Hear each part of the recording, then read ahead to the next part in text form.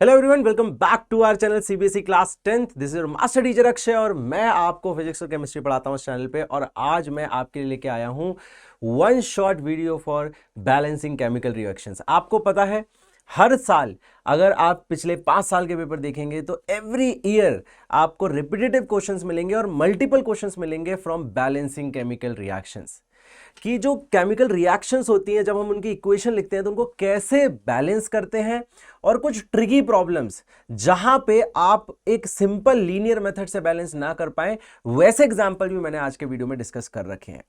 पूरा वीडियो अच्छे से देखना है और कमेंट करके बताना है कि इस वीडियो के बाद क्या आपसे सारे क्वेश्चन इजीली बन पा रहे हैं, और अगर फिर भी कोई डाउट है तो let me know in the comments. मैं इस चीज की गारंटी लेता हूं कि जब आप इस वीडियो को देख लेंगे तो ऐसा कोई भी एनसीईआरटी का नहीं, उसके अलावा भी कोई भी क्वेश्चन नहीं होगा जो आपसे ना बने। मैंने कॉन्सेप्ट भी पूरा एक्सप्लेन किया है, बहुत सारे इंपॉर्टेंट क्वेश्चंस भी करवाए हैं, एनसीईआरटी की सारी एक्टिविटीज भी डिस्कस कर रखी हैं इस वीडियो में। सो चलिए स्टार्ट करते हैं। लेट्स स्टार्ट विद अंडरस्टैंडिंग की इक्वेशंस कैसे बैलेंस होती हैं और किस तरीके से हमें चीजों को क्रैक करना है। हेलो 10 चैम्प्स, कैसे हैं आप लोग? Hello everyone, welcome back to the channel and this is your master teacher Akshay. मैं आपको इस चैनल पे साइंस पढ़ाता हूं। साइंस में भी मैं आपका फिजिक्स और केमिस्ट्री आपके साथ इस साल कवर करने वाला हूं। आपकी और मेरी जर्नी बहुत ही प्यारी होने वाली है इस साल। सो आई होप आप लोगों को आवाज़ बिल्कुल मुझे दिख रहा है, आपको आवाज़ क्लियरली आ रही होगी। एंड आज का लेक्चर हम स्टार्ट करते हैं, ठीक है? थोड़ा सा बिकॉज ये हमारा नया चैनल है और हम लेक्चर्स आपके लिए लेके आ रहे हैं, तो मैं एक बार ब्रीफली आपको सीरीज जो चल रही है या किस तरीके से आपके पास लेक्चर्स आते हैं उसको बता देता हूं 2 मिनट में, एंड देन हम अपने लेक्चर को कंटिन्यू करेंगे।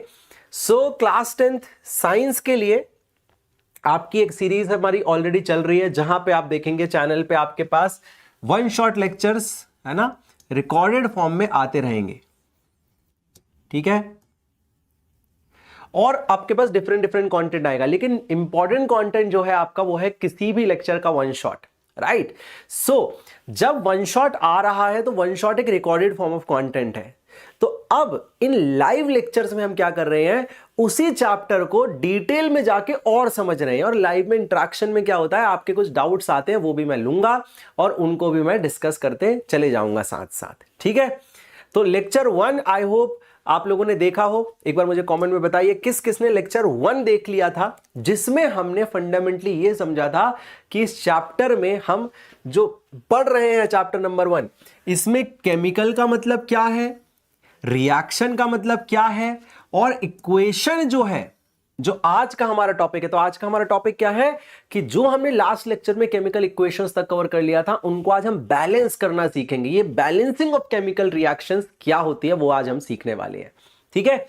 तो मैं पहले हर लेक्चर में ऐसे करूंगा, लाइव लेक्चर में, कि पहले लास्ट लेक्चर में क्या है उसे क्विकली रिवाइज करूंगा आपके लिए, और एक बार रिवीजन हो जाता है तो फिर मैं आपके लिए आगे कंटिन्यू करूंगा, जिससे ये होगा कि कहीं ना कहीं एक अच्छे से आपका ब्रिज बनते चले जाएगा। Hello hello everyone, hello. अच्छा, एक और इंपॉर्टेंट बात मैं बता दूं कि जब भी आप इन कॉन्सेप्ट्स को पढ़ रहे हैं, याद रखिएगा आप आराम से अपने डाउट्स पूछ सकते हैं, सो दैट आपका कोई भी फंडामेंटल डाउट होता है, कॉन्सेप्चुअल डाउट होता है, उसको क्लियर करते चलेंगे। फोकस यही है। देखो, सिलेबस बहुत छोटा होता है साइंस का, है ना? हमारे पास 4 चैप्टर मान लीजिए केमिस्ट्री में है, 4 चैप्टर बायोलॉजी में है, ऐसे ही 4 छोटे छोटे चैप्टर हमारे पास फिजिक्स में है। तो हम बहुत आराम से, बस डिसिप्लिन रखना है स्टार्टिंग से। अगर आप केयरलेस नहीं होंगे तो हर मंथ में आपका 1 से 2-3 चैप्टर अच्छे से प्रिपेयर होते चले जाएंगे। कोशिश ये है कि 2-3 चैप्टर आपके मिनिमम अच्छे से प्रिपेयर करवा दिए जाए।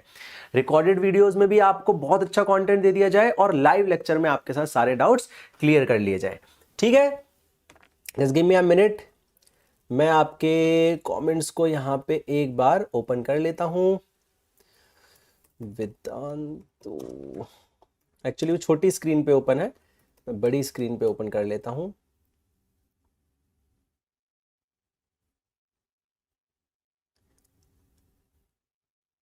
Yes, good evening, good evening. कितने लेक्चर्स?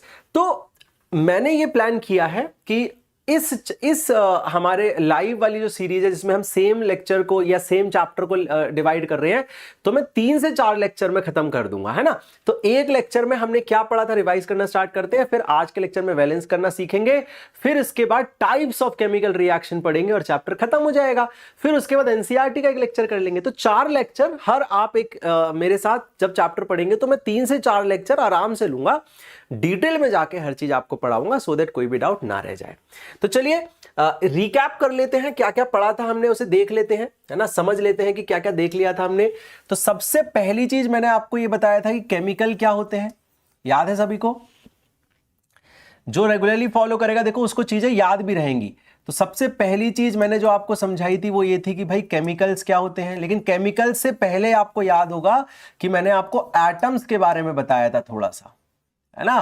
पहले मैंने आपको एटम्स के बारे में बताया था, फिर मैंने आपको मॉलिक्यूल्स के बारे में बताया था, याद है।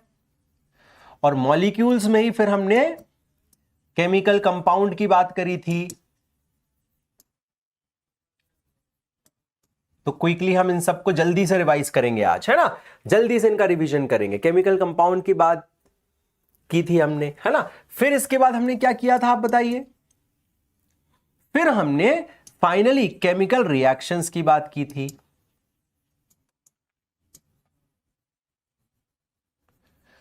एंड देन हमने केमिकल इक्वेशंस की बात की थी, जिसको आज हमें बैलेंस करना सीखना है।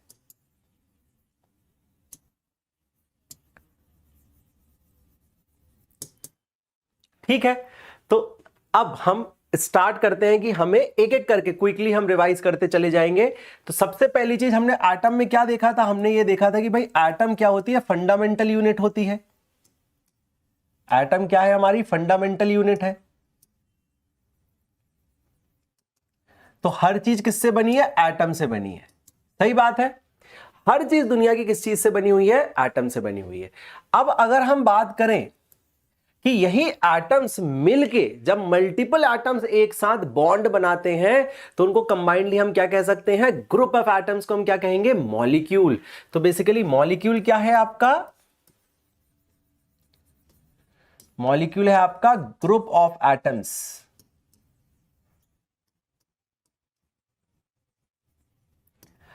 अब यही जो मॉलिक्यूल्स हैं इनको ही हम केमिकल कंपाउंड का नाम दे सकते हैं अगर ये केमिकल लेवल पे एक दूसरे से जुड़ रहे हैं। जैसे फॉर एग्जांपल डिफरेंट टाइप्स के एटम जब एक दूसरे के साथ बॉन्ड बनाते हैं, मैंने आपको कल बताया था बॉन्ड क्यों बनता है, क्योंकि उनके बीच में अट्रैक्शन होता है। तो जब वो बॉन्ड बना के एक नया, एक तरीके से एक नया यूनिट तैयार करते हैं तो उसको हम क्या कहते हैं, केमिकल कहते हैं। या उसको केमिस्ट्री के नजरिए में हर मॉलिक्यूल को हम क्या कह सकते हैं, केमिकल कह सकते हैं। वैसे जरूरी नहीं है कि हर मॉलिक्यूल केमिकल की तरह एक्ट करे, लेकिन अभी आप समझने के लिए, अपने आसानी के लिए ये सोच सकते हैं कि जब भी मल्टीपल एटम्स एक दूसरे से इंटरेक्ट करते हैं और जो भी चीज वो फॉर्म करते हैं उसको हम क्या कहते हैं, केमिकल कहते हैं। फॉर एग्जांपल अगर केमिकल की मैं बात करूं तो केमिकल को हम क्या कह सकते हैं, केमिकल वर्ड अपने आप में या केमिकल कंपाउंड बेटा सेम चीज है। इसमें क्या होता है, टू और मोर एटम्स, टू और more types of atoms bond together, है ना, bond together to form what, to form molecule, जिनको हम क्या कहते हैं, केमिकल्स, जिनको हम क्या कहते हैं, chemicals, right. So basically two और more types of atoms to form, two और more types of atoms bond together to form what, to form chemicals. इसमें एग्जाम्पल में क्या क्या था आपको मैंने कल बताया था, याद करो। मैंने आपको बताया था हाइड्रोजन और क्लोरीन मिलके HCl बना सकता है। हाइड्रोजन सल्फर, अब देखो टू और मोर भी हो सकते हैं, तो इसमें देखो कौन कौन है, हाइड्रोजन है, सल्फर है और ऑक्सीजन है, तो ये सल्फ्यूरिक एसिड बना सकता है। फिर आपका एक एग्जाम्पल हो सकता है ये देखो ये, या फिर थोड़ा सिंपल रखते हैं आपके लिए, बेरियम और क्लोरीन मिलके क्या बना जाता है, आपका बेरियम क्लोराइड बना जाता है, ठीक है। अच्छा, एल्यूमिनियम और क्लोरीन मिलेगा तो क्या बनेगा, एल्यूमिनियम क्लोराइड बनेगा। अब आपको पता है यहां 2 क्यों है, यहां 3 क्यों है, क्योंकि ये आपने 9th क्लास में पढ़ा है कि एल्यूमिनियम के पास कितने वैलेंसी हो सकती है, +3 वैलेंसी हो सकती है, जबकि बेरियम के पास +2 हो सकती है ना। तो बेरियम क्या करता है, 2 इलेक्ट्रॉन दे देता है क्लोरीन को, उसका ऑक्टेट कंप्लीट कर देता है, बेरियम क्लोराइड बना लेता है। एल्यूमिनियम 3 इलेक्ट्रॉन देके ऑक्टेट कंप्लीट करवा देता है और एल्यूमिनियम क्लोराइड बना लेता है, राइट।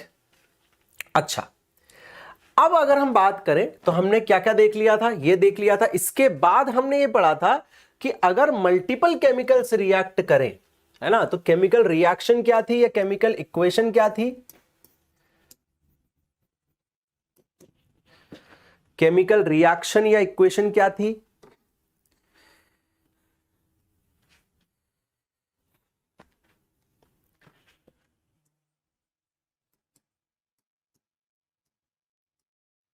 केमिकल रिएक्शन क्या है हमारी, तो जब ये मल्टीपल केमिकल्स एक दूसरे से रिएक्ट करते हैं तो कुछ नए और कंपाउंड बना सकते हैं।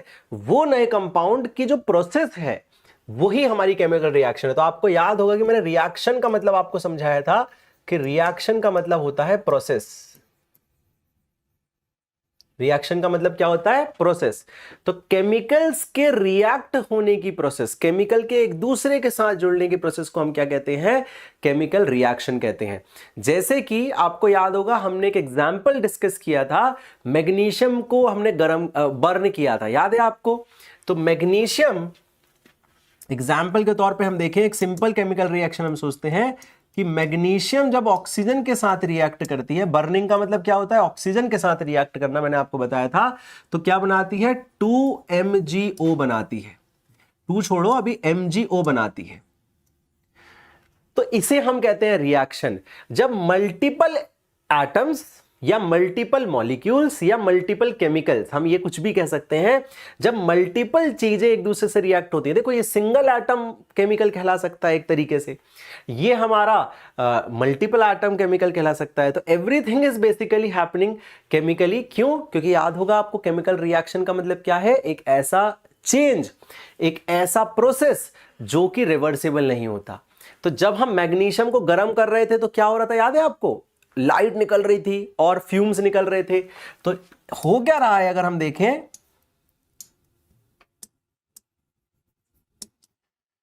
इस रिएक्शन में हम सोचें, इस प्रोसेस में हम सोचें तो क्या हो रहा है, इस प्रोसेस में आप ध्यान से देखेंगे तो मैग्नीशियम को जब हम बर्न कर रहे हैं तो मैग्नीशियम ऑक्सीजन के साथ रिएक्ट करके मैग्नीशियम ऑक्साइड बना दे रहा है।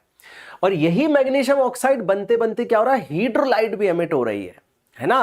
तो क्या ये, अब हम इसको केमिकल रिएक्शन क्यों कह रहे हैं, क्योंकि हमने प्रॉपर्टीज पढ़ी थी, आपको याद होगा, और इसमें एक प्रॉपर्टी थी कि ये रिएक्शन इरिवर्सिबल होती है तो केमिकल रिएक्शन कहलाती है। तो क्या हम वापस यहां से यहां पहुंच सकते हैं, नहीं। एक बार मैंने आपको फुलझड़ी का एग्जांपल दिया था, मैग्नीशियम का जलना याद है आपको, मैंने बताया था फुलझड़ी का जलना होता है। तो मैग्नीशियम अगर हम बर्न करें, इसका मतलब आपने दिवाली पे फुलझड़ी जलाई होगी, वही है मैग्नीशियम रिबन का बर्न होना। आप सोचिए, अगर मैं फुलझड़ी एक बार जला देता हूं तो क्या जली हुई फुलझड़ी, या क्या हम जली हुई फुलझड़ी से वापस वो चीज बना सकते हैं किसी तरीके से। भाई जो चीज बर्न हो गई इसको लाओगे कैसे, अब वो एटमॉस्फेयर में चली गई है एनर्जी के फॉर्म में, उसका मास भी चला गया है ना, वो फ्यूम्स के फॉर्म में चली गई, तो क्या आप उसको इकट्ठा करके वापस फुलझड़ी बना सकते हो, नहीं। तो एक ऐसी रिएक्शन जो रिवर्सिबल नहीं है ना, जिसको आप वापस रिवर्स नहीं कर सकते प्रोसेस को, उसी को केमिकल रिएक्शन कहते हैं। तो ये रही हमारी केमिकल रिएक्शन।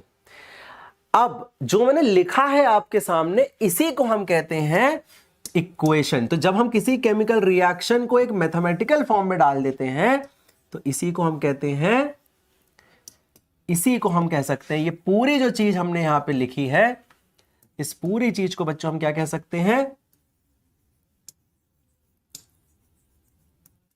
केमिकल इक्वेशन, जिसको हमें आज बैलेंस करना सीखना है। ठीक है, जिसको आज हम बैलेंस करना सीखेंगे। अच्छा, तो ये रही हमारी केमिकल रिएक्शन और केमिकल इक्वेशन। केमिकल रिएक्शन और इक्वेशन में कोई डिफरेंस नहीं है। बेसिकली ये जो प्रोसेस हो रही थी, इस प्रोसेस को हम कहते हैं रिएक्शन, और जब हम इसको लिख देते हैं इसके टर्म्स में, जब इसके जो केमिकल्स हैं उनको हम लिखने लगते हैं, उनको डिनोट कर देते हैं इस तरीके से, एक इक्वेशन एक फॉर्म में लिख देते हैं, है ना, उसको हम कहते हैं इक्वेशन। तो रिएक्शन इक्वेशन में कोई डिफरेंस नहीं है। इक्वेशन मतलब बस उसको आपने लिख दिया। ठीक है, इसमें 2 पार्ट थे, याद है आपको कौन कौन से 2 पार्ट थे। इस पार्ट को क्या कहते हैं बताइए यहां पे, और इस पार्ट को क्या कहते हैं। तो जो भी लेफ्ट साइड पे होता है केमिकल रिएक्शन या इक्वेशन में, उसको हम कहते हैं रिएक्टेंट्स, और जो भी राइट साइड में होता है उसको क्या कहते हैं? प्रोडक्ट। क्यों? क्योंकि भैया ये एक दूसरे से रिएक्शन करके इस प्रोडक्ट को बना रहे हैं, है ना? ये एक दूसरे के साथ रिएक्ट कर रहे हैं और इस प्रोडक्ट को बना रहे हैं। ठीक है। अब जैसे मैंने आपको एक और रिएक्शन में आपको बताता हूं, इसी तरीके से एक और रिएक्शन बताता हूं जो कि दिखेगी भी आपको, उसमें आपको ऑब्जर्वेशन भी होगी। वो रिएक्शन ये है। अच्छा, आगे हम उसको डिस्कस करने ही वाले हैं, तो वो हम धीरे धीरे डिस्कस करते जाएंगे कि कैसे कैसे रिएक्शंस बनते चलती है। ठीक है, कैसे कैसे रिएक्शंस बनते चलती है और उनको हम किस तरीके से उसको ऑब्जर्व करते जाएंगे। तो ये मैंने क्विकली रिवाइज किया जो हमने पढ़ा था लास्ट लेक्चर में। हमने एटम्स के बारे में समझा, मॉलिक्यूल्स, तो एटम्स क्या होते हैं? फंडामेंटल यूनिट, उससे मॉलिक्यूल्स बनते हैं, उसी से केमिकल कंपाउंड बनते हैं। तो आप देखिए, अगर हम सोचे तो मॉलिक्यूल्स और केमिकल कंपाउंड में ऐसे कोई डिफरेंस नहीं है, ये दोनों एक दूसरे से रिलेटेड हो गए। ठीक है। फिर केमिकल रिएक्शन क्या होती है? अगर दो केमिकल, दो कंपाउंड एक दूसरे से मिलते हैं और एक तीसरा नया कंपाउंड बनाते हैं, उसको हम केमिकल रिएक्शन कहते हैं, और उसी को जब हम लिखते हैं तो उसको हम केमिकल रिएक्शन की इक्वेशन कहते हैं। अब जैसे आपको याद होगा, सो केमिकल इक्वेशन क्या हुई? अगर हम इसकी डेफिनेशन लिखना चाहें तो इसकी डेफिनेशन हो जाएगी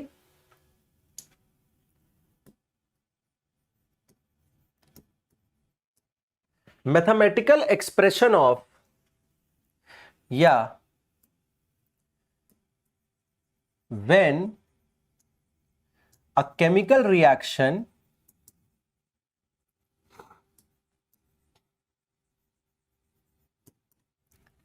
is written in form of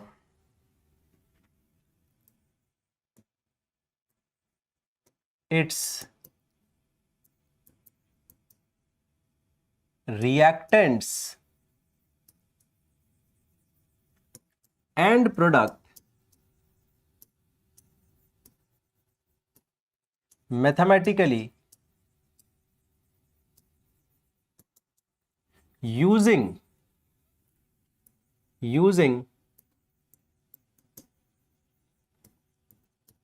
standard names या formula, this is called as chemical equation. इसी को हम क्या कहते हैं? केमिकल इक्वेशन कहते हैं। This is called as chemical equation. ठीक है। तो अगर हम जनरली लिखें तो केमिकल इक्वेशन कैसी दिखेगी आपको? कुछ इस तरीके से दिखेगी कि यहां पे ए मिल रहा है बी के साथ, और हो सकता है सी फॉर्म कर रहा हो या सी प्लस डी फॉर्म कर रहा हो, तो इसी को हम कह सकते हैं केमिकल रिएक्शन का इक्वेशन। ये हो गए इसके रिएक्टेंट्स और ये हो गए इसके प्रोडक्ट। आज हमें ये देखना है कि जैसे आप यहां देखिए, आप इस इक्वेशन में ध्यान से नोटिस करिए कि ये केमिकल इक्वेशन है ना? ये केमिकल इक्वेशन है, लेकिन क्या इस केमिकल इक्वेशन में आप देखिए जो बैलेंसिंग है वो हो रखी है। बैलेंसिंग का मतलब क्या होता है, अब ये समझिए। आप देखिए यहां पे आपको ऐसा दिख रहा है कि यहां पे ऑक्सीजन के 2 एटम दिख रहे हैं, है ना? लेकिन यहां तो सर ऑक्सीजन का एक ही एटम बचा। तो ये कैसे हो सकता है? अगर ऑक्सीजन के 2 एटम यूज हो रहे थे तो ये 2 एटम में से एक ही एटम कैसे बचा? तो इसका मतलब कहीं ना कहीं कुछ ना कुछ मिसिंग है। एक्चुअली मिसिंग है, दोनों तरफ इक्वेशन में एटम्स बैलेंस नहीं है। तो किसी भी केमिकल इक्वेशन को जब आप लिखते हैं तो वो तभी सही होती है जब दोनों तरफ उसके सारे एटम्स बैलेंस्ड हो। जैसे मैं आपको पहले अभी सिखाऊंगा, पहले लिख के बताता हूं कि इसमें बैलेंसिंग में क्या आएगा। तो यहां पे एक चीज मिसिंग है जो कि है यहां पे 2, और यहां पे एक चीज मिसिंग है 2। तो ये हुई अब एक बैलेंस्ड केमिकल इक्वेशन। तो आज हम यही सीखने वाले हैं कि हम इसको बैलेंस कैसे करने वाले हैं। एक मिनट, ओके, अच्छा ठीक है। ठीक है, अब हम सीखेंगे कि इसको हम कैसे बैलेंस करने वाले हैं। तो फाइनली देखो ये सारी इक्वेशंस हमने कल पढ़ी थी, याद है आपको? तो इनकी इक्वेशंस एक बार लिखते हैं। जैसे आपको याद होगा इसमें क्या था, ये हमने पहली इक्वेशन लिखी थी, अभी बैलेंस नहीं करेंगे, अभी सिर्फ लिखेंगे कि mg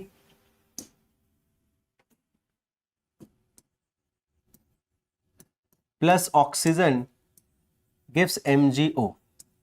क्या ये बैलेंस्ड है? देखो अभी देखो सारे एटम्स बैलेंस्ड है क्या? नहीं है, तो हम ये सीखेंगे। फिर हमने क्या पढ़ा था आपको याद है? Lead nitrate plus potassium iodide.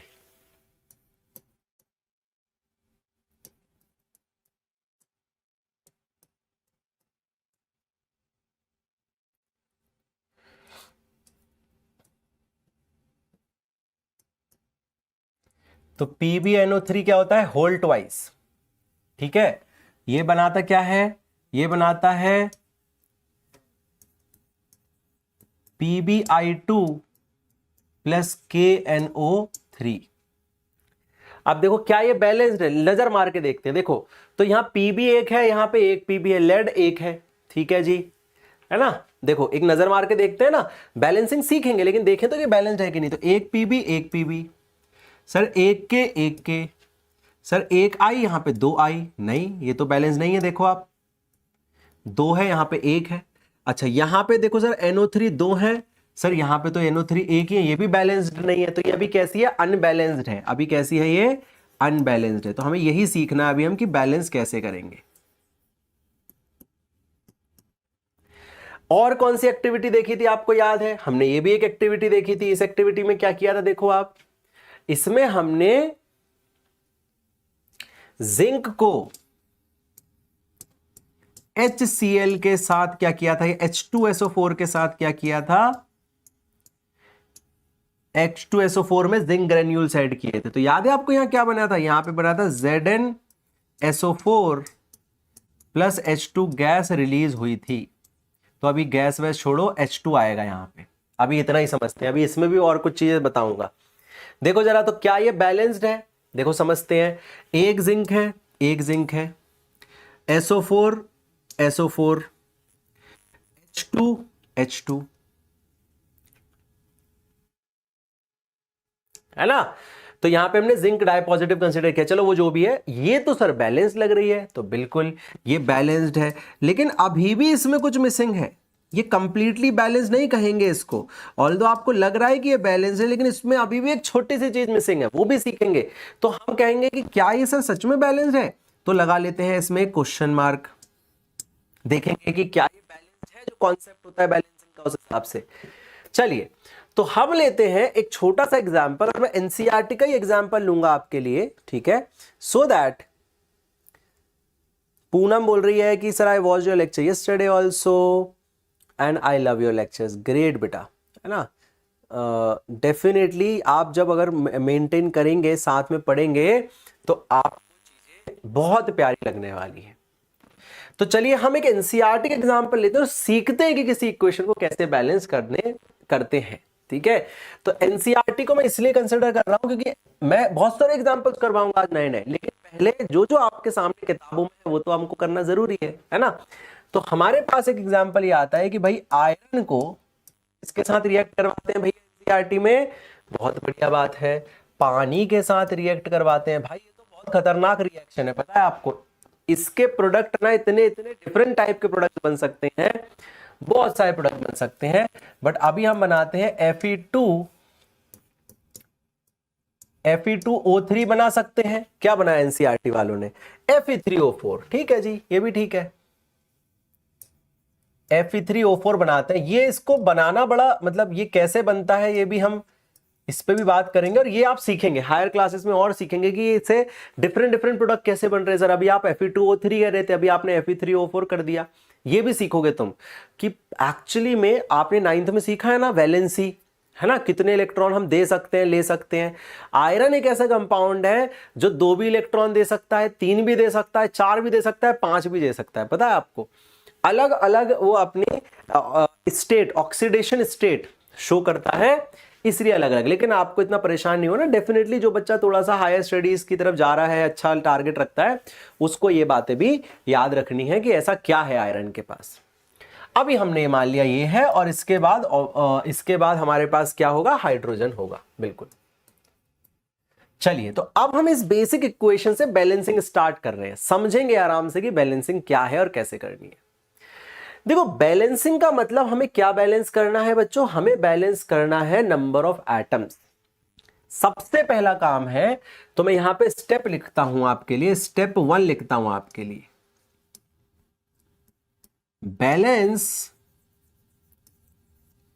Number of atoms in left and right.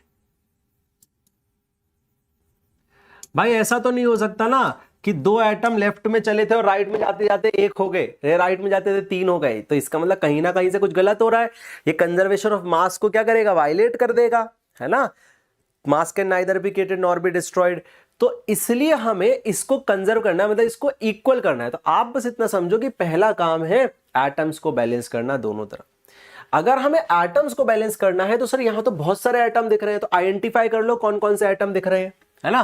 तो देखो यहां पे हम आइडेंटिफाई करते हैं, है ना। देखो यही बनाता हूं आपके लिए टेबल।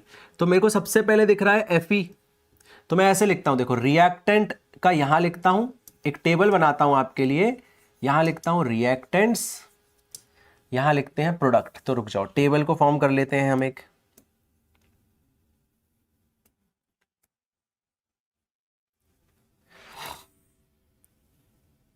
ठीक। तो यहां पे हमने एटम लिख लिए, यहां पे हमने रिएक्टेंट और प्रोडक्ट्स लिख लिए।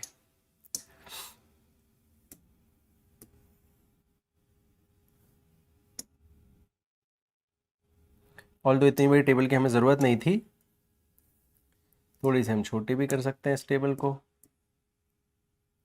ओके जी, एक, ओहो,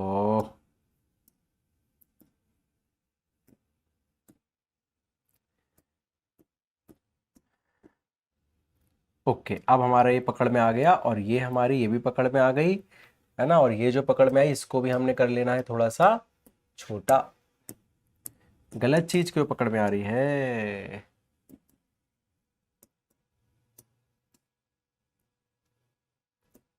ठीक है कोई नहीं, हम ऐसे ही कर लेते हैं, ठीक है। और यहां पे एक हमें एक और लेना है, ये देखो कोई दिक्कत नहीं है। तो यहां पे हम लिखेंगे एटम, जो जो एटम हमारे पास प्रेजेंट है, यहां हम लिखेंगे रिएक्टेंट में उसके कितने नंबर हैं, और यहां हम लिखेंगे प्रोडक्ट में कितने नंबर है, और एक एक करके उसको काम करना स्टार्ट करेंगे। सबसे पहले एटम आइडेंटिफाई करो, और ये प्रोसेस बेटा आपको करने पे ही ध्यान रखना है। आप ये सोचें कि नहीं सर मैं तो डायरेक्ट इक्वेशन में कर लूंगा, तो मार्क्स मिलना मुश्किल हो जाएंगे, याद रखिएगा इस बात को, ठीक है ना। मार्क्स मिलना मुश्किल हो जाएंगे अगर आपने इस पे ध्यान नहीं रखा तो, ठीक है। तो मेरा सजेशन रहेगा आप ऐसी आदत डालें, रॉकेट मतलब हीरो हीरोइन ना बने, है ना।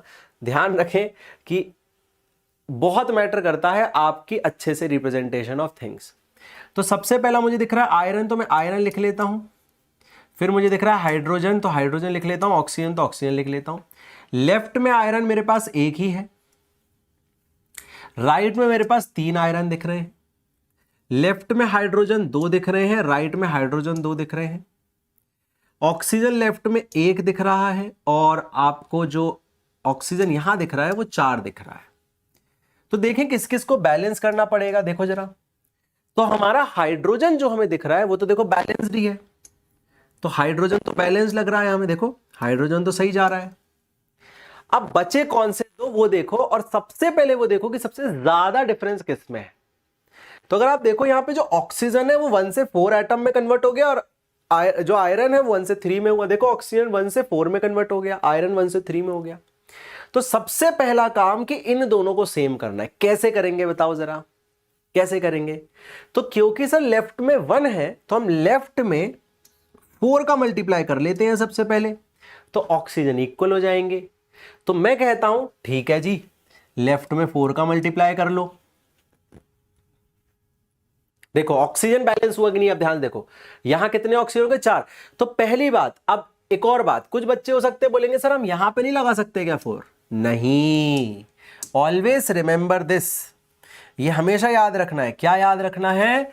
कि इनके अंदर कोई चेंज नहीं हो सकता, इनके अंदर कोई चेंज नहीं हो सकता। कंपाउंड जो बन गया, केमिकल जो बन गया, उसके अंदर कोई बदलाव नहीं होगा, याद रखना है, पहला रूल है ये।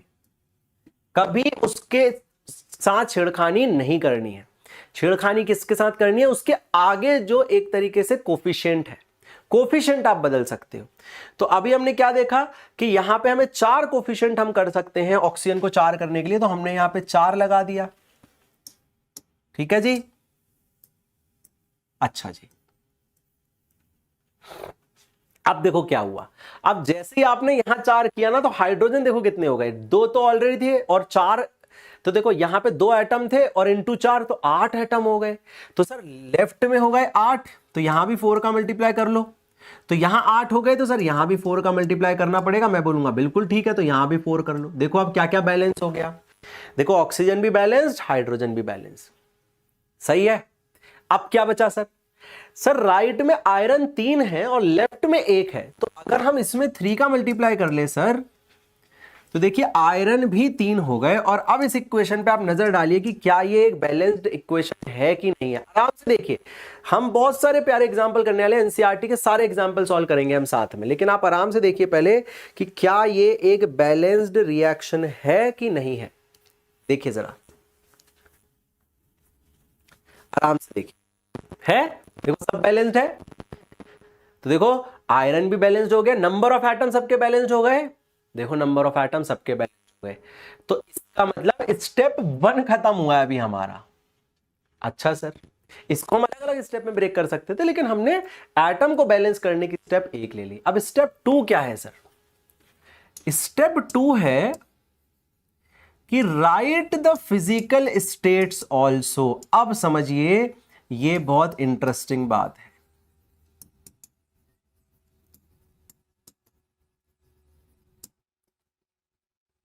ऑफ कंपाउंड्स या ऑफ केमिकल्स। अब इसका क्या मतलब है ये समझना बहुत जरूरी है कि फिजिकल स्टेट का क्या मतलब होता है सर। फिजिकल स्टेट का मतलब हुआ भैया मेरे कि क्या आप ये जानते हैं इस इक्वेशन को देख के कि यहां पे जो H2 है वो किस स्टेट ऑफ मैटर में है? क्या वो सॉलिड है, क्या वो लिक्विड है, क्या वो गैस के फॉर्म में एग्जिस्ट कर रहा है? देखो ना, अगर आप इस इक्वेशन को देख रहे हो तो आपको ये तो समझ आ रहा है कि आयरन वाटर के साथ रिएक्ट करके ये बना रहा है, लेकिन क्या आपको ये समझ आ रहा है कि जो बना रहा है वो क्या है, आयरन को किस फॉर्म में लिया? अगर ये भी मेंशन कर देंगे तो कितना अच्छा होगा।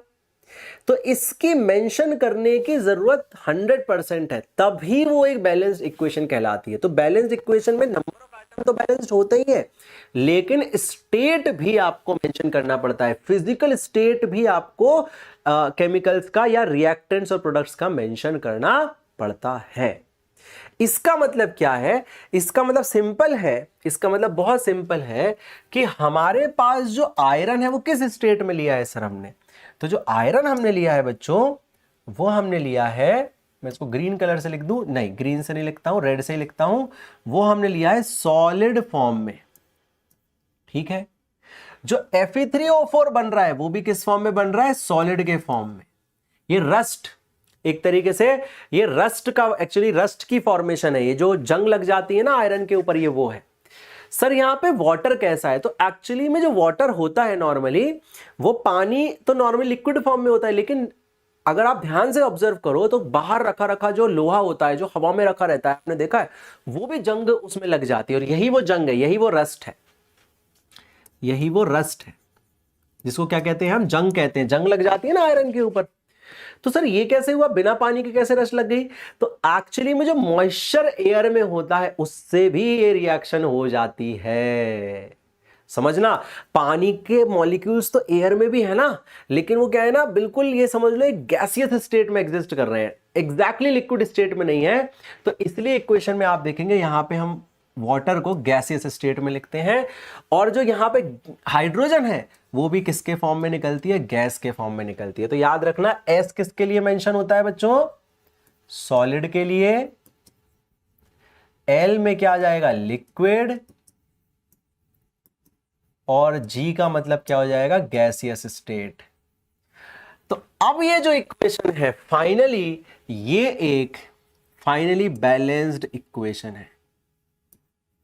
इसको हम कह सकते हैं एक बैलेंस्ड केमिकल इक्वेशन। बहुत सारे क्वेश्चन करेंगे, आप घबराइएगा मत बिल्कुल भी। बैलेंस्ड केमिकल इक्वेशन, ठीक है, इसको हम फाइनली कहेंगे balanced chemical equation. Hello hello hello Poonam. अच्छा जी, अब हम क्या करते हैं, जो हमने ऑलरेडी, है ना, ऑलरेडी जो हमने इक्वेशंस पढ़ रखी हैं, जाके उनको देखते हैं। वो 3 एक्टिविटी जो मैंने आपको लेक्चर 1 में समझाई थी, उनमें देखते हैं कि वो बैलेंस्ड है कि नहीं है। तो चलिए चलते हैं वापस, सबसे पहली इक्वेशन पे चलते हैं। देखो आप, Mg plus O2 gives MgO। तो स्टेप 1 क्या है, एटम्स को बैलेंस करना, ठीक है। तो यहां पे ऐसे लिखते हैं, देखो ये रहा रिएक्टेंट्स, रिएक्टेंट्स के लिए R लिख देता हूं और प्रोडक्ट के लिए P लिख देता हूं, और यहां एटम लिख लेते हैं, ठीक है। तो टेबल बनाना जरूरी है हर बार।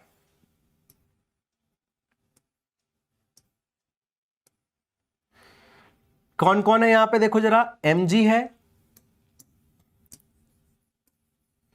और ऑक्सीजन है।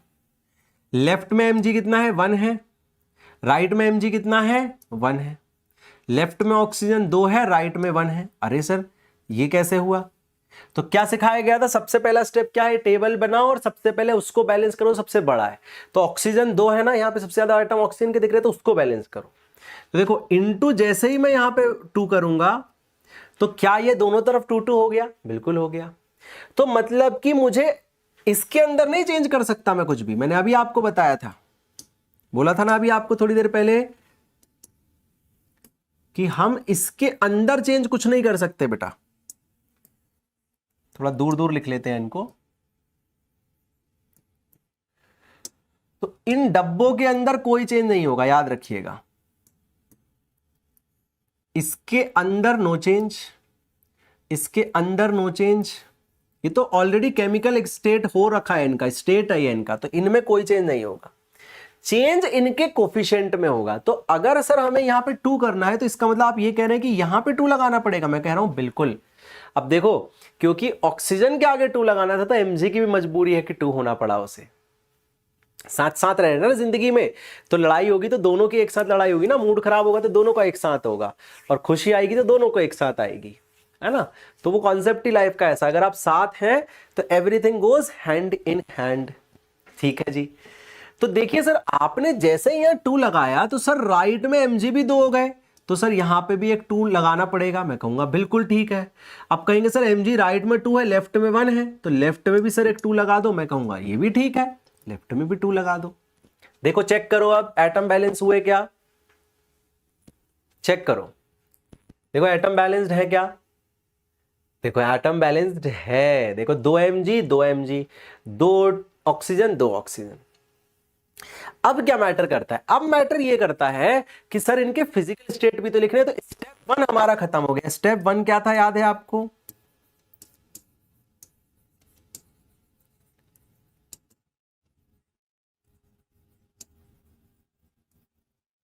Balancing atoms. स्टेप 2 क्या है,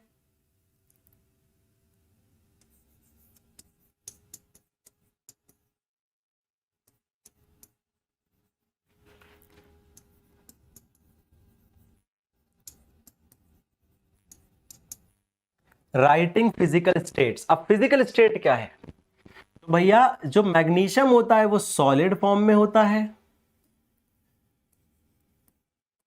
ऑक्सीजन गैसियस फॉर्म में होता है, और जो मैग्नीशियम ऑक्साइड बनती है एक्चुअली वो भी सॉलिड फॉर्म में ही होती है।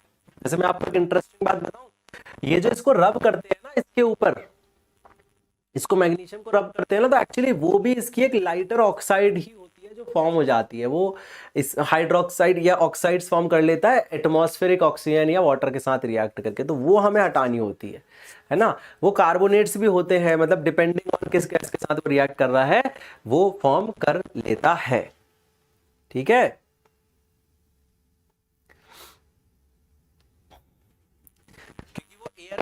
एयर में तो हवा पानी सब कुछ है ना, तो वो ऑलरेडी, अब आप बोलेंगे सर यहां जो ऑक्साइड बन रहा है वो ऑक्साइड, हाँ वो लाइटर, मतलब एक कम, एक ये समझो कि उसका टेम्परेचर तो है नहीं, फायर तो आपने दी नहीं, तो एक बेसिक ऑक्साइड का लेयर का फॉर्म कर लेता है। फायर दोगे तो ये रिएक्शन हो जाएगी। तो ये देखो अभी भी कंप्लीट नहीं है। अब बताओ, देखो तीसरी चीज क्या है, तीसरी चीज भी बहुत इंपॉर्टेंट है। अब देखो वो स्टेप 3 में इंक्लूड करो उसको, mention the energy involved, last step. आगे वैसे और भी चीजें आएंगी, देखो आगे और भी चीज आती हैं। इस रिएक्शन को होने के लिए क्या कोई एडिशनल या एक्सटर्नल केमिकल भी चाहिए, जिसे हम कैटलिस्ट बोलते हैं, तो वो सब भी धीरे धीरे आएगा। लेकिन अभी 10th क्लास के लेवल पे जो जो है आपको उतने याद रखें। तो 10th क्लास के लेवल पे 3 चीजें आपको करनी है, बैलेंस एटम करना है, फिजिकल स्टेट लिखना है और एनर्जी इन्वॉल्व मेंशन करनी। एनर्जी इन्वॉल्व का मतलब आपको मैंने बताया था ना, यहाँ पे क्या निकलेगी, हीट एंड लाइट, तो वो भी आपको लिखना है। अगर आपने वो नहीं लिखा, इनमें से एक भी स्टेप फुलफिल नहीं किया, तो टीचर क्या करेगा, आपके मार्क्स कट कर लेगा, और बोर्ड एग्जाम में तो प्रॉपर कट हो जाएंगे। ठीक है, अब हम कह सकते हैं कि ये जो है एक बैलेंस्ड केमिकल इक्वेशन।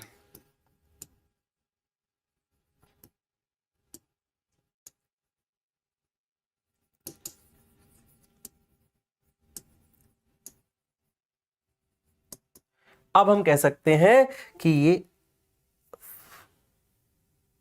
अब हम कह सकते हैं कि ये एक बैलेंस्ड केमिकल इक्वेशन है। 1 मिनट जी, कुछ हिल गया क्या?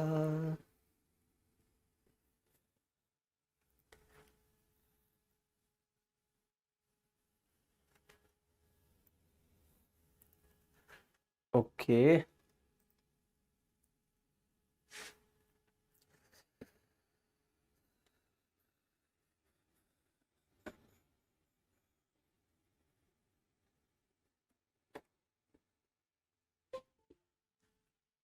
एक मिनट, मुझे आपके कमेंट नहीं दिख रहे थे, वो मैं बस उसको सेट कर रहा था। चलिए नेक्स्ट एक्सरसाइज, नेक्स्ट वाली चीज देखते हैं। देखो ये वाला याद है आपको, एक्सरसाइज 1.2, एक्टिविटी 1.2। ओके, यहां कैसे आ गया ये? हाँ, चलिए तो इस पे कुछ बताइए जरा, क्या लगता है आप लोगों को, क्या क्या चीजें हैं यहां पे बैलेंस करने के लिए, क्या क्या दिख रहा है आपको? तो सबसे अच्छा है बेटा, इस ऐसी बड़ी इक्वेशंस में ना कंफ्यूजन ज्यादा हो जाएगी। तो हम क्या करेंगे, हम क्या करेंगे, हम इसमें अपना प्रॉपर टेबल फॉर्म करेंगे। ठीक, ठीक है जी। तो टेबल में क्या होता है, रिएक्टेंट्स होते हैं और प्रोडक्ट होता है, और यहां पे एटम्स होते हैं। ठीक है, तो इस टेबल को आपको हर बार बनाना है बेटा, क्योंकि आपको एक बार टेबल की आदत हो जाएगी, फिर आप बिना टेबल के भी कर पाएंगे बाद में, लेकिन अभी आपको टेबल से ही काम करना है, बिना टेबल के नहीं करना, हीरो नहीं बनना है बिल्कुल। आदत डालनी है, बेसिक्स को स्ट्रांग करना है। एक बार बेसिक स्ट्रांग हो जाएंगे तो सब कुछ अच्छा हो जाएगा।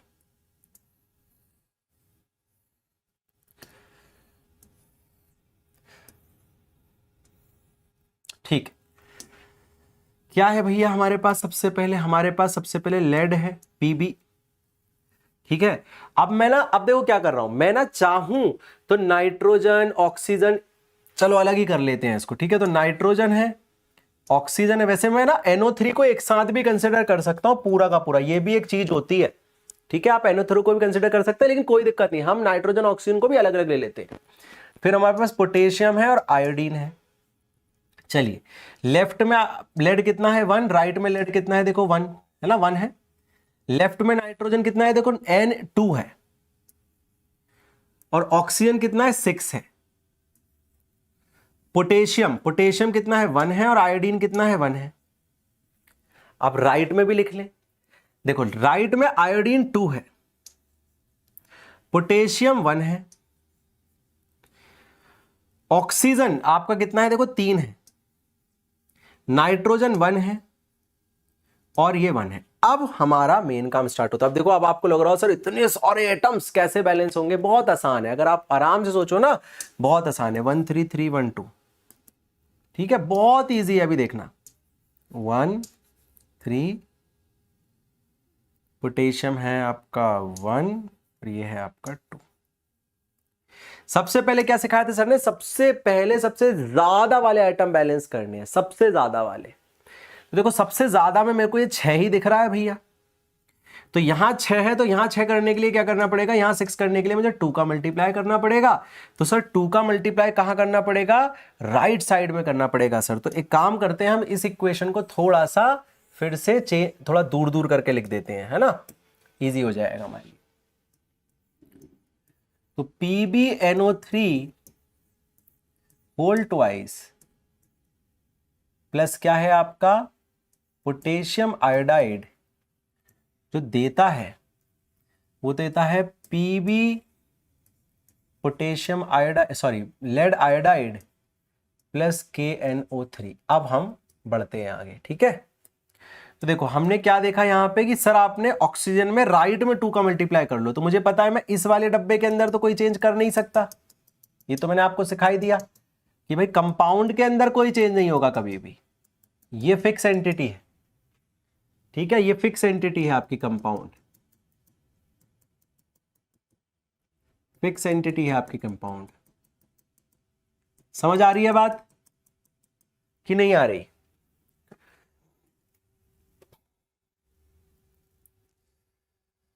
एक मिनट में आपके कमेंट भी देखता हूं। बिल्कुल, कौन सा समझ नहीं आया बेटा? क्या समझ नहीं आया? इम्पॉसिबल क्या समझ नहीं आया? ये वाला अभी क्या समझ नहीं आया? कौन सा वाला एग्जाम्पल बोल रहा है तू समझ नहीं आया? ये बता मेरे को।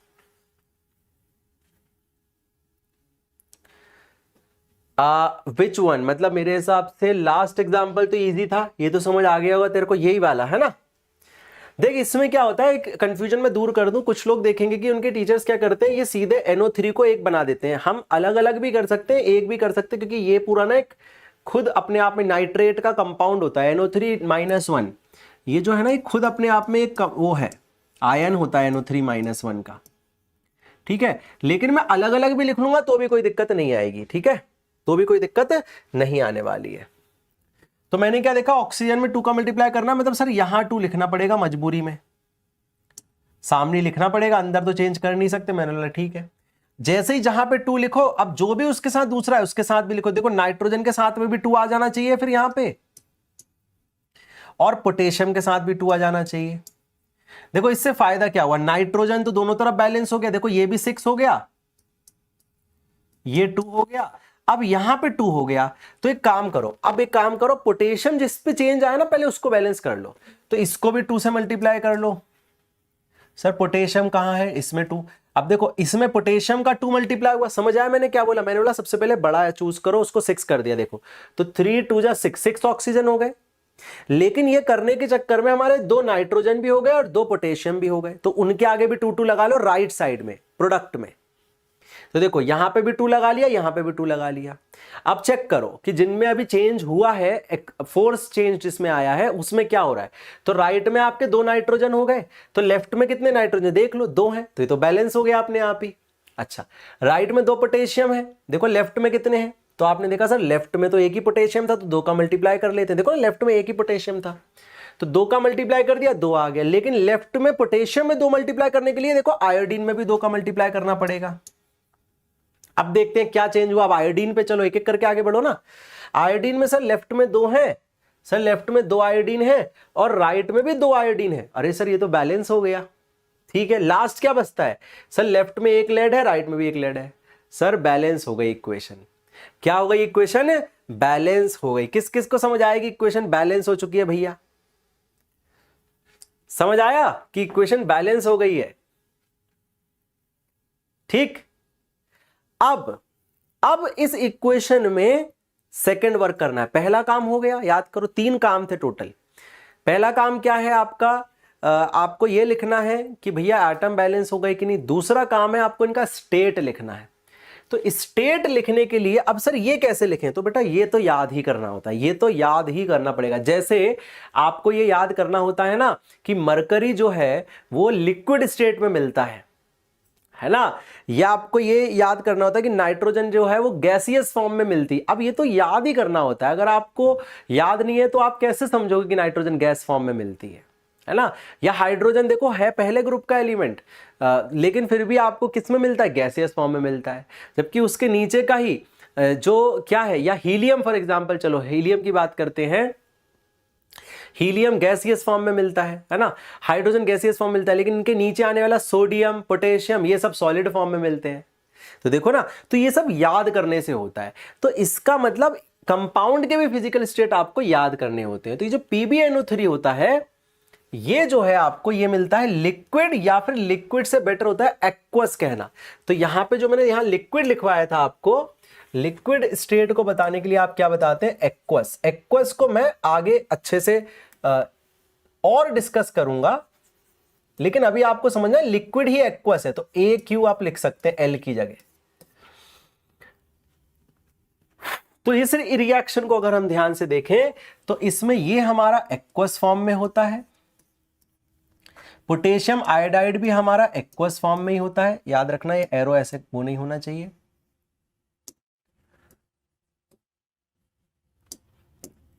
जगह इसलिए छोड़ दिया करो थोड़ा, है ना। अच्छा, यहाँ 2 आया था क्या, देखो ये मिटाने के चक्कर में ये मिट गया। ये आपने अपने गलती, ये छोटी छोटी चीजें याद रखनी है। अब यहां क्या होगा, तो भैया यहां पे जो KNO3 होता है ये भी एक्वस फॉर्म में ही बसता है मेरे हिसाब से, पोटेशियम नाइट्रेट, है ना। और जो PbI2 होता है ये एक येलो कलर का प्रेसिपिटेट होता है। तो ये बेसिकली सॉलिड फॉर्म में होता है, ये सॉलिड फॉर्म में कन्वर्ट हो जाता है। देखो, दो आपने एक्वस चीजों को मिलाया और एक सॉलिड बन गया और कुछ बचा लिक्विड। ये जो है ना, इसमें आप एक और चीज ऐड कर सकते हो कि ये जो सॉलिड फॉर्म में कन्वर्ट होता है ना, इसको हम लिख सकते हैं प्रेसिपिटेट। इसी को हम क्या लिखते हैं, प्रेसिपिटेट। मैंने आपको समझाया था प्रेसिपिटेट क्या होता है, एक ऐसी चीज बन जाती है जो अब घुल नहीं सकती है, मिल नहीं सकती है उस लिक्विड स्टेट में। तो वो क्या करती है, नीचे सेटल हो जाती है। येलो कलर का प्रेसिपिटेट होता है ये। अब ये सब याद करने वाली चीज है ना। समझ आ रही है बात, समझ आ रही है बात। ये सब क्या है सर, ये सब याद करने वाली चीजें हैं बेटा, है ना। अच्छा, मैंने कुछ वो कर दिया है क्या, बच्चा बोल रहा है सर आपने यहां पे 2 लगा दिया। अच्छा, यहां 2 की जरूरत नहीं थी क्या, ओके। अच्छा, मेरे को लगा मिट गया था, बट वो 2 मिटा नहीं था। ओके ओके ओके, जरूरत ही नहीं थी, वो तो बैलेंस्ड ही था। ये PB तो बैलेंस्ड ही है ना, हाँ ठीक है। अब हम इसको कहेंगे, जैसे मैंने बताया सारी स्टेप कंप्लीट हो गई सर, इसमें एनर्जी का कोई एक्सचेंज नहीं, कोई मेजर एक्सचेंज नहीं, तो इसको हम कर सकते हैं बैलेंस्ड केमिकल रिएक्शन।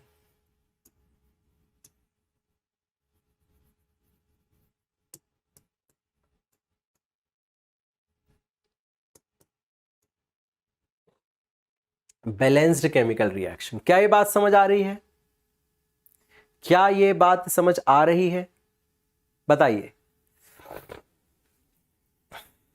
ठीक, अब तीसरी एक्टिविटी पे, तो देखो वही 3 एक्टिविटी से कितने क्वेश्चन बन सकते हैं। आप देखो एनसीईआरटी कितनी बेहतरीन बुक बनाई गई है कि सेम एक्टिविटी में एनसीईआरटी में कुछ नहीं लिखा, तो उससे देखो कितने क्वेश्चन बन सकते हैं। सेम एक्टिविटी की इक्वेशन पूछ सकते हैं, सेम एक्टिविटी की इक्वेशन को बैलेंस करना पूछ सकते हैं, सेम एक्टिविटी की इक्वेशन पूछ सकते हैं एनर्जी निकल रही है कि नहीं निकल रही है।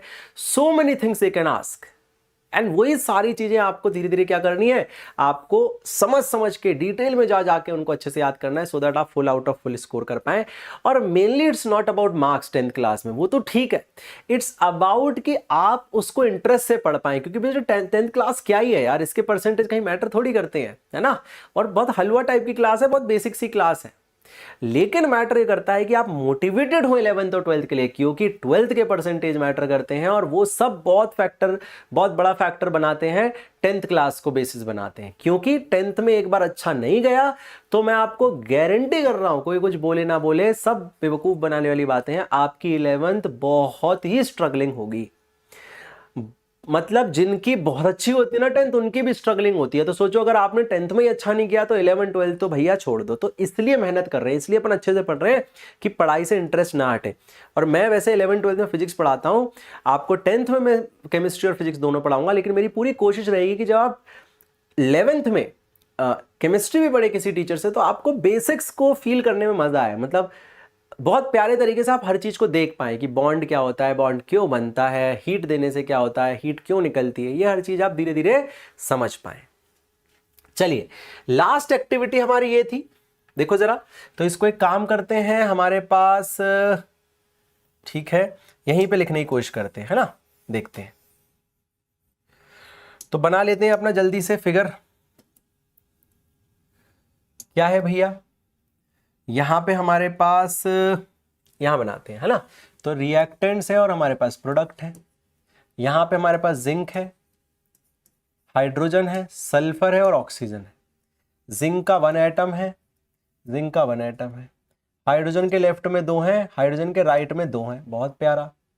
सल्फर के लेफ्ट में 1 है और सल्फर राइट में भी 1 है। देखो ना यहाँ पे S1 S1, जो उसके आगे लिखा है ना राइट में, वो उसके नंबर ऑफ एटम बता रहा है, ये तो आपको पता ही है। ऑक्सीजन कितने हैं भैया, 4 हैं और यहाँ भी ऑक्सीजन 4 है। अरे ये तो हमें बैलेंस्ड इक्वेशन लग रही है। देखिए नहीं, अगर नंबर ऑफ एटम देखें तो बैलेंस्ड है, लेकिन बाकी और कुछ लिखा है क्या इसमें, तो नंबर ऑफ एटम्स बैलेंस्ड है। तो स्टेप 1 हमारा यहाँ पे डन हो रखा है पहले से ही, अपने आप ही हमें नंबर ऑफ एटम बैलेंस्ड मिले हैं। लेकिन इसमें और क्या जानने वाली बात है, वो ये जानने वाली बात है पहली चीज कि यहां पे जो जिंक है बच्चों, आपने अगर इसको ध्यान से पढ़ोगे एक्टिविटी को, तो देखो पढ़ो इस एक्टिविटी को ध्यान से, क्या लिखा है, जिंक के ग्रेन्यूल्स लिखे हैं। देखो ग्रेन्यूल्स मतलब कि जिंक के टुकड़े, तो ये सॉलिड स्टेट में है, ठीक है। ये आपका एक्वस स्टेट है, लिक्विड स्टेट में है। और इंटरेस्टिंगली यहां पे इसको मैं थोड़ा सा आगे करूं तो मेरा जिंक सल्फेट जो होता है बच्चों, वो भी मेरा एक्वस लिक्विड फॉर्म में होता है और हाइड्रोजन गैसियस फॉर्म में होती है। इतना आपको याद रखना पड़ेगा, ठीक है। ये अभी स्टेप 2 कंप्लीट हुई है। अब देखो अभी तो एनर्जी भी सोचना है ना, बट स्टेप 2 समझ आई कि solid plus aqueous gives aqueous plus gas. अब स्टेप 3 क्या थी, याद करो, एनर्जी। तो क्या सर इसमें कुछ एनर्जी निकलेगी, तो इसमें बहुत लिटिल बिट ऑफ हीट निकलती है। एक्चुअली इसमें क्या होता है, वेरी लिटिल हीट निकलती है, लेकिन हीट निकलती है।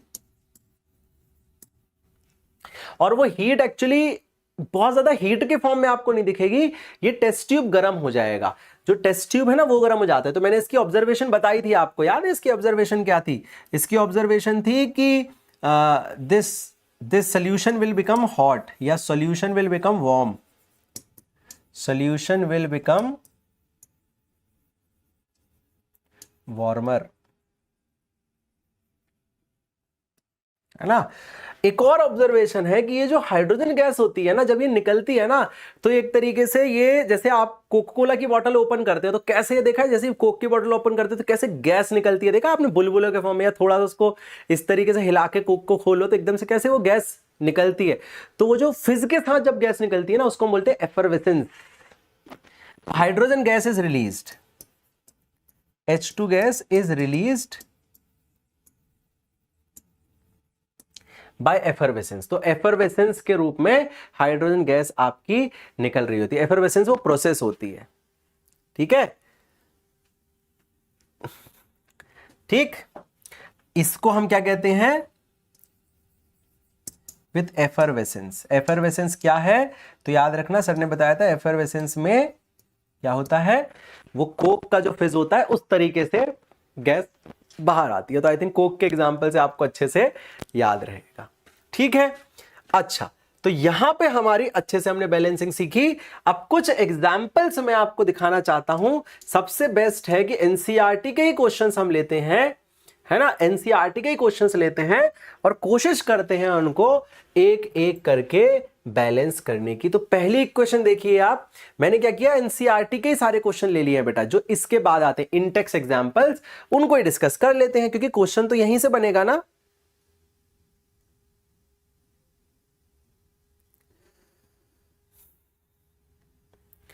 क्वेश्चन तो आपका यहीं बनने वाला है।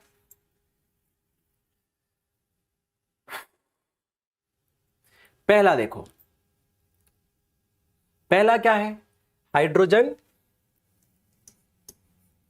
चलो पहला वाला मैं चाहता हूं, क्योंकि सिंपल है पहला वाला, वो आप होमवर्क की तरह करना। पहला क्योंकि सिंपल है इसलिए कोशिश करना, नहीं तो फिर तो मैं इसको बताऊंगा ही बताऊंगा। दूसरा वाला थोड़ा इंटरेस्टिंग लग रहा है, इसको देखते हैं। ये बहुत सिंपल है पहला वाला, देखते हैं कितने बच्चे इसको ही पकड़ पाते कि हाइड्रोजन को जो लोगे आप वो क्या लोगे आप, है ना। देखते हैं कितने बच्चे इसको पकड़ पाते हैं। वैसे आपको ये याद ही करनी पड़ेगी, अगर आप इसको नहीं समझ पाते कि हाइड्रोजन कैसे एग्जिस्ट करता है, तो इसको हम डिस्कस करेंगे। देखो पहला है बेरियम क्लोराइड, तो बेरियम क्लोराइड मतलब कि BMgCaSrBar है। BMgCa सेकेंड ग्रुप का एलिमेंट है, तो 2 की इसकी वैलेंसी होगी, तो बेरियम क्लोराइड। अब देखो मैंने क्या करा, मैंने पूरी पीरियोडिक टेबल याद कर रखी है, तो मुझे उनकी वैलेंसी भी याद रहती है। जैसे एल्यूमिनियम जो होता है वो +3 का स्टेट दिखाता है, और सल्फर जो होता है एल्यूमिनियम सल्फेट में जो एल्यूमिनियम है ना वो +3 दिखाता है, और सल्फर जो है वो -2 दिखाता है। तो आप देखेंगे आपको ये ऐसा दिखेगा Al2SO4 whole thrice, if I am not wrong. बिल्कुल ये देगा आपका, क्या देगा ये आपका देगा बेरियम सल्फेट, तो सल्फेट भी 2 और बेरियम भी 2, तो BaSO4 प्लस AlCl3। समझ आ रही है बात? किस किस को इतनी बात समझ आई? समझ आ गई? अब देखो, अब इसमें इंटरेस्टिंग बात पता क्या है, इसमें इंटरेस्टिंग बात यह है कि पहले इसको बैलेंस करते हैं आराम से। तो बैलेंस करने के लिए क्या करना पड़ेगा आपको पता है, हमें लिखना पड़ेगा। तो चलिए लिखना स्टार्ट करते हैं। ओके मैं क्या करता हूं, यहां लिख देता हूं आपके लिए, ठीक है। तो ये हो गया रिएक्टेंट्स, ये हो गया प्रोडक्ट। देखो क्या क्या है यहां पे हमारे पास यहां पे बेरियम है, हमारे पास यहां पे एल्यूमिनियम है, थोड़ा छोटा लिखते हैं, सल्फर है और ऑक्सीजन है, ठीक है। सल्फर है और ऑक्सीजन है।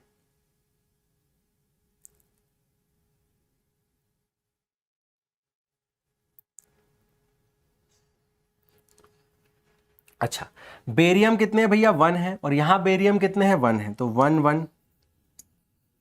क्लोरीन यहां पे, अच्छा क्लोरीन नहीं लिखा अपन ने, क्लोरीन को मैं कहां लिख देता हूं, यहां लिख देता हूं थोड़ा सा, है ना। तो क्लोरीन यहां पे मुझे 2 दिख रहे हैं लेफ्ट में, और राइट में मुझे 3 दिख रहे हैं, बहुत बढ़िया जी। ऑक्सीजन मुझे लेफ्ट में कितने दिख रहे हैं, देखो 4 3 12। यार इसको ना थोड़ा सा अच्छे से बनाते हैं इस एग्जाम्पल को, ठीक है। इसका टेबल में थोड़ा सा बड़ा बनाता हूं आपके लिए, इस इक्वेशन को मैं नेक्स्ट पेज पे समझा देता हूं, क्या कहते हो, है ना।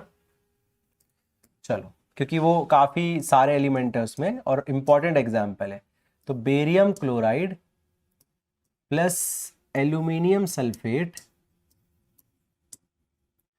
Gives barium sulphate plus aluminium chloride, right. अच्छा तो हम टेबल बना रहे थे यहाँ पे, रिएक्टेंट्स और प्रोडक्ट्स की टेबल बना रहे थे हम। यहाँ पे हमारे पास बेरियम है, क्लोरीन है, एल्यूमिनियम है, सल्फर है और ऑक्सीजन। बेरियम लेफ्ट में कितना है 1 है, राइट में कितना है 1 है। क्लोरीन लेफ्ट में 2 है, राइट में 3 है। एल्यूमिनियम लेफ्ट में 2 है, राइट में 1 है। सल्फर लेफ्ट में 1 है, राइट में 1 है। ऑक्सीजन लेफ्ट में 3 है। अच्छा Al2SO4 होल थ्राइस आएगा, याद रखना ये भी बेहतरीन इक्वेशन है ये। तो सल्फर यहाँ पे क्या हो गए, देखो सल्फर यहाँ पे लेफ्ट में 3 सल्फर है और राइट में 1 ही सल्फर है, और लेफ्ट में 9 ऑक्सीजन है। कैसे 9, देखो 3 तो एक ही एटम में, एक ही मॉलिक्यूल में, और 3 × 3 9 हो गया, और यहां कितने हैं 4 ऑक्सीजन है। अब देखिए भैया महाभारत, अब देखिए महाभारत, ठीक है। कुछ कहीं पे, अच्छा यहां पे Al2SO4 था, ये जल्दी जल्दी में कैसे हमने 3 लिख दिया भैया, तो ये 12 आ जाएगा यहां पे, और कुछ नहीं है। चलो बताओ सबसे पहले किसको बैलेंस करें, क्या लगता है आपको सबसे पहले किसको बैलेंस करना चाहिए। अच्छा आपकी नेक्स्ट क्लास भी होगी ना, तो इसको लास्ट एग्जांपल रखेंगे, फिर आप होमवर्क करना, फिर हम उसको आगे के एग्जांपल अगले लेक्चर में हम कंटिन्यू करेंगे। नेक्स्ट लेक्चर क्या है, टाइप ऑफ केमिकल रिएक्शंस। तो सबसे ज्यादा मुझे यही लग रहा है पंगे वाला, इसी को करते हैं बैलेंस। तो बताओ 4 में कितना मल्टीप्लाई करूं कि 12 आ जाए, तो सर 3 मल्टीप्लाई कर दो। तो ऑक्सीजन जहां पे है वहां पे 3 मल्टीप्लाई करना है, तो सर यहां पे 3 अगर मल्टीप्लाई करा तो अब सल्फर में भी 3 मल्टीप्लाई करो, बेरियम में भी 3 मल्टीप्लाई करो, राइट में। तो सल्फर में 3 मल्टीप्लाई करो, बेरियम में 3 मल्टीप्लाई करो। मैंने बोला सल्फर में मल्टीप्लाई किया तो दोनों तरफ 3 हो गए, बढ़िया हो गया। यहां लेफ्ट में 3 है तो अब इसको पहले बैलेंस करो, तो इसके सॉरी राइट में 3 है तो इसको लेफ्ट में 3 करो, तो लेफ्ट में बेरियम को 3 करो। ठीक है सर। अब क्योंकि सर आपने लेफ्ट में बेरियम में 3 कर दिया है तो लेफ्ट में टोटल कितने हो गए, लेफ्ट में क्लोरीन में भी 3 मल्टीप्लाई करो। मैंने बोला ठीक है, क्योंकि मजबूरी है। अच्छा लेफ्ट में कितने क्लोरीन हो गए, 6, तो देखो राइट में कितने क्लोरीन थे, 3, तो कितना मल्टीप्लाई करें बताओ 6 बनाने के लिए। सर 2 का मल्टीप्लाई करो। मैंने बोला 2 का मल्टीप्लाई कर दिया। सर राइट में 2 एल्यूमिनियम हो गए, लेफ्ट में भी 2 एल्यूमिनियम है। अच्छा हाँ, तो देखो यहां पे 2 आया तो यहां का 2 का मल्टीप्लाई करना पड़ेगा। अब ये 2 हो गए और ये भी 2 हो गए। देखो सब बैलेंस्ड, देखो जरा आराम से, सब बैलेंस्ड। देखो एवरीथिंग इज बैलेंस्ड नाउ। फिर से समझो, मैंने सबसे पहले किसको बैलेंस किया, ऑक्सीजन को बैलेंस किया, 3 12 करा। अब क्योंकि ऑक्सीजन को 3 करना था, यहां पे 3 लगाना था, तो बेरियम और सल्फर में भी 3 लगाना था, वो भी लगा लिया मैंने बेरियम में और सल्फर में। सल्फर में फायदा हो गया क्योंकि सल्फर में लेफ्ट में भी 3 थे, राइट में भी 3 हो गए, है ना। यहां पे राइट में कितने, 3 3 × 1 कितना हो गया, 3, तो लेफ्ट में भी 3 का मल्टीप्लाई कर लिया बेरियम में। तो लेफ्ट में जैसे ही 3 का मल्टीप्लाई करा, क्लोरीन में ही मल्टीप्लाई करना पड़ेगा, तो क्लोरीन में मल्टीप्लाई करा 3, तो लेफ्ट में 3 × 2 कितने हो गए क्लोरीन, 6, तो राइट में कितने हो गए, राइट में 2 का मल्टीप्लाई करना पड़ेगा, किसमें, क्लोरीन में, तो क्लोरीन यहां था, 2 का मल्टीप्लाई करा तो 3 × 6 हो गए। मजबूरी में उसके कारण एल्यूमिनियम में 2 का मल्टीप्लाई करना पड़ेगा, तो एल्यूमिनियम में भी देखो राइट में 2 का मल्टीप्लाई करा, एल्यूमिनियम अपने आप बैलेंस हो गया।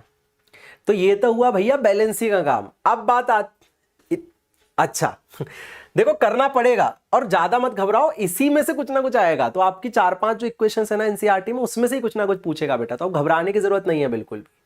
ठीक है। अब सर आती है बात इसमें उसके बाद वाली कि कौन सा एक्वस है और कौन सा है। तो बेरियम क्लोराइड एक्वस सॉल्यूशन होता है,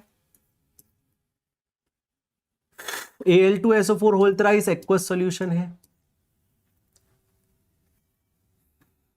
ये भी आपका AlCl3 एक्वस सॉल्यूशन है और ये आपका हो जाता है प्रेसिपिटेट, ये फिर से प्रेसिपिटेट हो जाता है सॉलिड।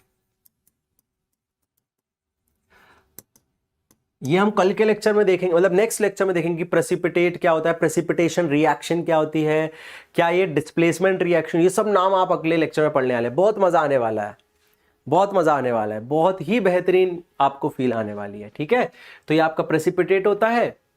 अच्छा क्योंकि पढ़ ही रहे, वैसे इन इक्वेशन को हम फिर से पढ़ेंगे भाई, सेम 5 इक्वेशन है जो बार बार पढ़नी है, इसलिए सब याद हो जाएगा। ये कौन सा प्रेसिपिटेट होता है, व्हाइट। तो देखो आज कितना कुछ हमने एडिशनल याद करा कि भैया कॉपर सल्फेट ब्लू कलर का होता है, ये मैंने आपको पहले लेक्चर में बताया था, कलर चेंज होता है। फिर मैंने आज देखो बेरियम सल्फेट बताया, फिर पोटेशियम लेड आयोडाइड बताया, वो भी येलो कलर का प्रेसिपिटेट होता है। बेरियम सल्फेट व्हाइट कलर का प्रेसिपिटेट होता है। बार बार देखोगे तो एक्वस सॉलिड, ये सब भी याद होने लगेगा। अच्छा एनर्जी का कोई रिलीज, एनर्जी का कोई रिलीज नहीं है यहाँ पे, एक चिल टाइप की इक्वेशन है, तो कोई दिक्कत यहाँ पे नहीं होती है। ठीक है, तो आज का लेक्चर हम यहीं तक रखेंगे। आज हमने फाइनली इक्वेशंस को बैलेंस करना सीखा है। तो पहले लेक्चर में समझा था केमिकल रिएक्शन क्या होती है, आज हमने ये समझा। अब जब हमारा केमिस्ट्री का नेक्स्ट लेक्चर होगा तो उसमें हम क्या करेंगे, next part of the chapter को पढ़ेंगे, जहां पे हम ये समझेंगे कि भैया टाइप्स क्या क्या होते हैं इन रिएक्शन। क्या बैलेंसिंग करना तो सीख ली, तो अब तो किसी को ही बैलेंस कर देंगे। तो जो मैंने होमवर्क दिया, एक तो वो होमवर्क ले लो, एक ये वाला भी ट्राई करना। ठीक है, एनसीईआरटी का एक और है, ये वाले भी ट्राई करना, ये वाले बेरियम क्लोराइड इनके क्वेश्चन लिखने की, बेरियम क्लोराइड बनाने की कोशिश करो, जाओ ढूंढो, देखो बेरियम किस ग्रुप का एलिमेंट है, क्लोरीन के साथ रिएक्ट करेगा तो कैसे बनेगा, बेरियम की बैलेंसी क्या है, उससे कोशिश करो, खुद से भी सोचा करो ना। रटने की आदत पड़ जाएगी तो बेटा रट लोगे, फिर उससे क्या होगा, रटी रट जिंदगी पर थोड़ी रट के निकाल लोगे। दिमाग तो लगाओ अभी इतना टाइम है कि बेरियम क्लोराइड का फॉर्मूला क्या हो सकता है, सोचो। इसको होमवर्क की तरह करना, यहां से कंटिन्यू करेंगे और टाइप्स ऑफ केमिकल रिएक्शन पे हम काम करने वाले हैं अब अगले लेक्चर में। ठीक है, till then take care, this is your master teacher Akshay signing off. Regularity maintain करोगे तो अगले 1 से 2 महीने में जो लोग 9th में बहुत भी स्ट्रगल करते थे, वो 10th में कुछ नहीं है बेटा, सब उड़ा ले जाओगे। ठीक है, और अभी तो जब हम फिजिक्स स्टार्ट करेंगे तो धुआं धुआं कर देंगे। ठीक है, बस अगर जितने भी बच्चे हैं कॉन्टिन्यूएशन मेंटेन करेंगे तो आपकी ये गारंटी है, मतलब ऐसे बोलना ठीक नहीं होता, बट 10th में मैं ये कह सकता हूं कि आपकी गारंटी है कि आप साइंस में, मैं आपको बता रहा हूं, आप अपनी तरफ से भी कुछ एफर्ट नहीं करोगे तो भी 95 मार्क्स आएंगे, तो भी हाँ एफर्ट कर लोगे तो भाई 100 भी ला सकते हो। ठीक है, मतलब एफर्टलेसली, मेरे तो एफर्टलेसली साइंस में मतलब मैथ में 99 आए थे। वो भी एक बहुत फनी स्टोरी है कि मैथ में 99 क्यों आए थे, 1 मार्क्स कहाँ कटा था, वो भी बहुत एक फनी बात है। और साइंस में तो फुल आउट ऑफ फुल, और फिर अच्छे ही मार्क्स आते हैं यार। देखो जो पढ़ने में अच्छा होता है उसके मार्क्स अच्छे ही आ रहे होते हैं। चलो till then take care, bye.